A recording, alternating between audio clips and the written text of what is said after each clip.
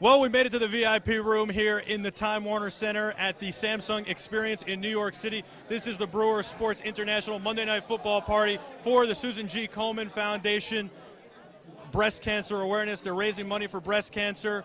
Very special guest, a good friend, an old friend of mine is joining me here. I'm Michael Artsis in the VIP room with Antonio Pierce. Antonio is a Super Bowl champion with the New York Giants. He's now on ESPN all the time talking football. Too much sometimes. What have you been up to lately? What are you doing other than working on ESPN? That consumes all your time. When you're up there, obviously, with all the shows they have, radio, internet, web, obviously there's ample opportunities for you to work, and they make sure you work. How do you like it being on camera? You know, we did a lot of stuff during the run. How do you like it being on camera? I'll tell you the funny thing about it, being in New York kind of preps you for that.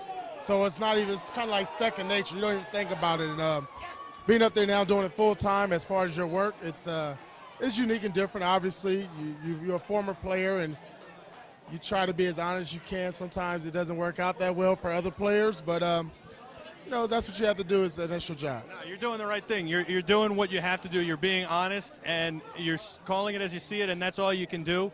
I think you're doing a wonderful job, by the way. I love what you do. And you know, I don't know if you remember the parade at all. Oh, of course. But how could you forget the parade down the avenue like that? You gave the best description. You grabbed my microphone and gave the best description of what you were going through, and that's what I wanted. You understood what Press Pass was. That was the company that we were with at the time, and you were giving a behind the scenes of what it was like for an athlete to be going through that parade. When you think back now, tell me what that parade was like. I mean, obviously, it's something that sticks with you. You know what I mean? You'll never forget it. You can be on a high for ever when you're on a Super Bowl. I mean, it lasts forever. And that parade just topped everything off. When you look up in the sky and you see confetti just flying down and people blocks and miles away trying to cheer for you just to get a glimpse of the Super Bowl champions. Obviously, a very special place in my heart. New York's been great to me. That moment was great. It's something I'll never forget. Now, New York wasn't your only stop in the NFL. Could you have imagined winning it anywhere else now that you won it in New York? I'm glad I made this stop. I mean, obviously, it was funny that I had offers at the time before I signed to make more money and do other things, but I was told by a good friend of mine, Jesse Armstead, that if you win a championship here, there's nothing like it nowhere else in the world, and he was right. And you did it. You know, I remember that season started out with your birthday party, and not that good a start, but, you know, I don't know. There was something in the air that whole season that just said, around all you guys, that just said this is going to be it. You know what? I think it started with that party because that was a gathering. Obviously, a lot of players came out there, and we did that throughout the year. And that was the one thing about our team is that we was a tight-knit group. You know what I mean? And when our backs against the wall, 0-2, struggling, everybody in the world on our back saying how bad we were, guys came out fighting.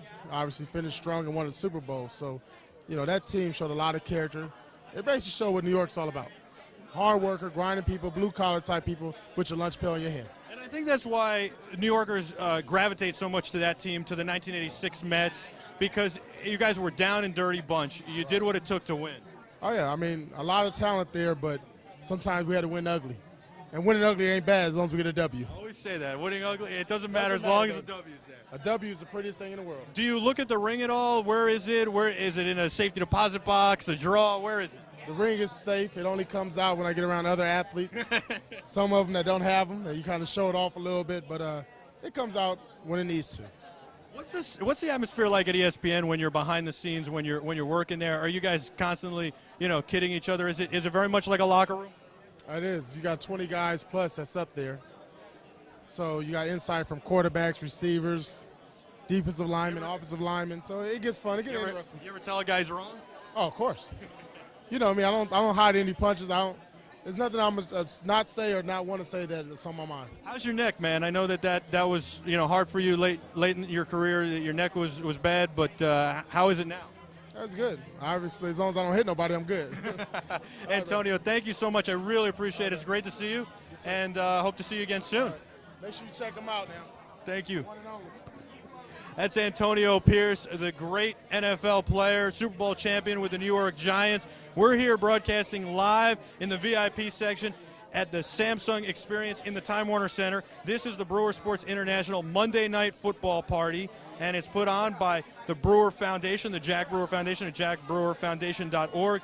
We're doing it with Susan G. Komen Foundation this week. The money goes to help find a cure for breast cancer. Susan G. Komen Foundation was started in 1983 after Susan G. Komen succumbed to breast cancer, and they have a walk for her. It's one of the biggest walks, and they raise money to find a cure. Now, the Jack Brewer Foundation also is around to raise money and awareness for the children in Malawi, Africa.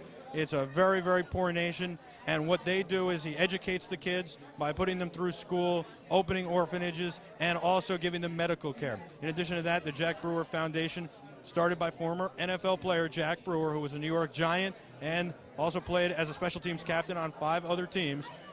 The Jack Brewer Foundation also does relief effort events like the relief effort in Haiti, which is still ongoing, and other similar situations like that around the world. Now, we're broadcasting here live via the Teradek Cube, encoding the video on the Teradek Cube, and we're streaming it live here for you. And the Teradek Cube is amazing. We just did that interview with Antonio Pierce, all courtesy of the Teradek Cube, and of course, the stream and the internet is made possible by Clearwire. I see a couple of people around here that I want to catch up with and bring them on air, so we're going to work on doing that for you guys. We've got some more show for you, coming to you live from this Monday Night Football party. I'm Michael Artsis. Stay with us. We got some videos for you to watch. In the meantime, thanks for joining us. It's always a pleasure. It's always, right? Always a pleasure. Always a pleasure. If only you knew what it takes to put this organization together.